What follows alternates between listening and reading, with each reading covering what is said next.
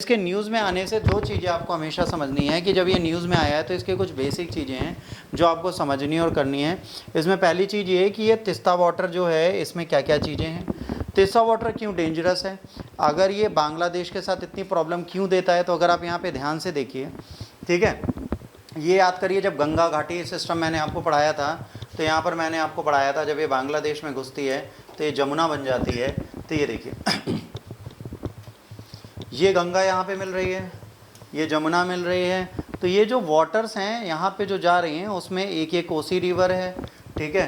तो ये सारी रिवर्स जो हैं इसके लिए बड़े खतरा हैं। यहाँ पर ऑलरेडी ये तीस्ता रिवर है, तीस्ता रिवर की अगर बात करोगे तो इंडिया में जब रहती है तो इंडिया में यहाँ पर डैम बनाया गया है जिससे ज़्यादा पानी छोड़ देते हैं तो यहाँ पे फ्लड की सिचुएशन बन जाती है, ठीक। तो कहीं ना कहीं ये वाटर सम सिचुएशन वाली कंडीशन है। और ये होने का कारण क्या है, ये होने का सिंपल सा कारण है कि हम इस रिवर की बात कर रहे हैं और यहाँ पर पानी ज़्यादा आने से क्या होगा, ये एरिया बार बार बाढ़ की चपेट में आ जाता है। और बांग्लादेश क्या है, लोअर प्लेन में। लोअर प्लेन का मतलब क्या होता है बेटा, जैसे मान लीजिए प्लेन्स ऐसे चलते हैं,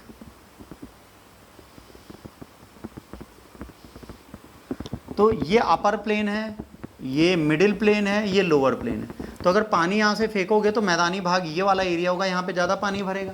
तो बांग्लादेश जो है निम्न मैदान है गंगा के और निम्न मैदानी क्षेत्र में आता है। तो यहाँ पर क्या है, यहाँ पर बहुत ज़्यादा चीज़ें इशू क्रिएट करती हैं और ये सारे इश्यूज़ होते हैं बहुत ज़्यादा परेशान करते हैं, बहुत सारी व्यक्तिगत चीज़ें इनके सामने आती हैं। तो इससे रिलेटेड ये पूरा एडिटोरियल है और यही एग्ज़ाम के लिए आपसे पूछा जाएगा। तो इसमें बात क्या हुई है ध्यान से देखें। जून 23 को शेख हसीना प्राइम मिनिस्टर जो बांग्लादेश की थी वो स्टेट विजिट करती हैं, प्रधानमंत्री नरेंद्र मोदी से मिलते हैं। ये बांग्लादेश से बात करते हैं कि कैसे तीस्ता रिवर को कंट्रोल करेंगे। तीस्ता वाटर शेयरिंग पे बात की जाती है। इंडिया तीस्ता वाटर शेयरिंग पे काफ़ी सारी चीज़ें बोलता है। ये बोलता है कि भाई हम सारी चीज़ें करेंगे, आपको वाटर शेयरिंग देंगे। सेंट्रल गवर्नमेंट एग्री करती है कि waste Bengal chief minister Mamata Banerjee भी जाती हैं पर वो उससे डिसएग्री कर जाती है। प्रधानमंत्री और शेख हसीना एग्री करती हैं कि भाई वेस्ट बंगाल से आपको पानी का आपका रेगुलर रेशियो मिलेगा, सारी चीज़ें मिलेंगी। और उसके बाद वहाँ पर डिसएग्रीमेंट होता है किसके साथ, इनके साथ। She said talks about the Teesta water should not continue without the state participation. वो कहते हैं जब तक स्टेट को आप पार्टिसिपेशन के लिए बीच में नहीं लाओगे तब तक इसमें हम आपसे डिबेट नहीं करेंगे, ना आपको सपोर्ट करेंगे। ममता बनर्जी ने कहा कि ये सेंट्रल स्टेट का मुद्दा है और इसमें हम सबको मिलकर कार्य करना चाहिए। तो उन्होंने कहा यदि आप इसमें कार्य करना चाहते हैं तो आपको भाई स्टेट को बीच में लाना पड़ेगा, ठीक। बल्कि ये क्या है, अंतर्राष्ट्रीय मुद्दा है। अंतर्राष्ट्रीय मुद्दे में कोई भी राज्य सरकार को अंदर जाने का अनुमति नहीं है।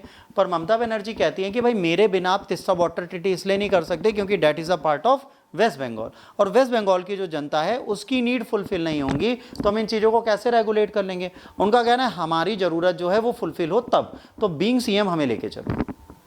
तो उन्होंने कहा भाई ये तो पॉसिबल है ही नहीं कि हम आपको ले जाएं। अब तीस्ता वाटर डिस्प्यूट क्या है, यहाँ पर क्या है, Teesta water is a big river जो सिक्किम से स्टार्ट होती है और बांग्लादेश में जाती है।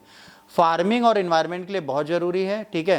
प्लान्ड ट्रीटी हुई थी 2011 में जिसमें ऑलमोस्ट एग्री हुआ था कि इंडिया जो है वो 42.5% वाटर रखेगी, बांग्लादेश 37.5 और बाकी जो है वो क्या होगा, वो ऐसे ही छोड़ दिया जाएगा बिना कुछ किए ताकि समुद्र में जाए।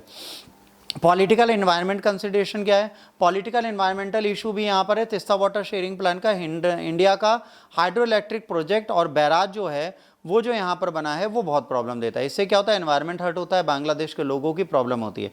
देखिए जब पानी बहुत आता है तो हम इन डैम और बैराज से क्या होता है पानी को छोड़ देते हैं, बट अगर यहाँ पर पानी कम होता है तो हम इसको रोक लेते हैं। तो क्या होता है, जैसे आप गंगा भी जाइए, गंगा बैराज पे जब आप पानी देखेंगे तो एक साइड तो बहुत पानी है, दूसरी साइड पानी थोड़ा थोड़ा सा होता है। तो कहीं पे भी बैराज बनाया जाएगा तो वाटर शेयरिंग प्रॉब्लम देती है, फिर वहाँ पर पर्टिकुलर गंगा का पानी नहीं पहुँच पाएगा।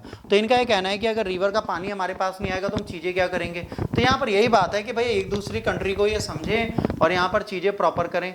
इसके बाद क्या है, चाइना भी प्लान कर रहा है लार्ज स्केल, ठीक है, dreading and the infrastructure project along the Teesta river. अब ये भी बाहर से आ रहा है और ये भी सोच रहा है कि भाई बांग्लादेश के अंदर जाके ये भी कुछ प्रोजेक्ट्स बना दे।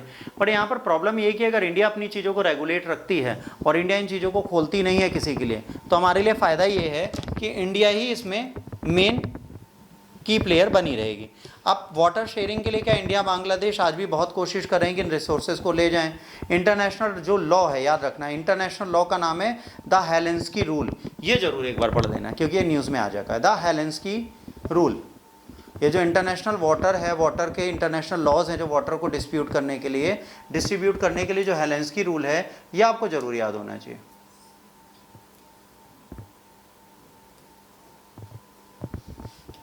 जो डील करता है unique social and economic situation in their countries. Current ऑक जो है वो रिन्यू करने की ज़रूरत है, वाटर सप्लाई को देखने की ज़रूरत है ताकि लॉन्ग लास्टिंग, फेयर और बाकी चीज़ें इन लोगों की नीड्स के लिए चलें। अगर दोनों कंट्रीज साथ में अपनी सौहार्दतापूर्ण भावनाओं को बनाए रखती हैं तो कहीं ना कहीं इनको ज़्यादा लाभ मिलेगा, यदि नहीं बनाए रखती तो इनको हानि अवश्य होनी। ठीक, ये हो गया दूसरा करंट।